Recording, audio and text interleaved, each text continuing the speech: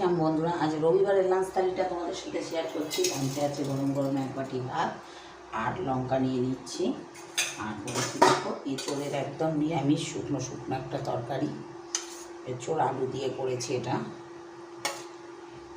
আছে বাদাম দিয়ে নোটে শাক ভাজা, এটা বাদাম দিয়ে ভেজেছি।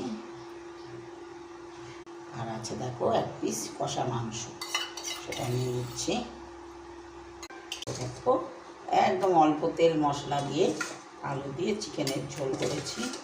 কারণ এখন যা গরম চলছে বেশি মশলাদার খাবার খাওয়া সম্ভব না, সেটা নিয়ে নিচ্ছি।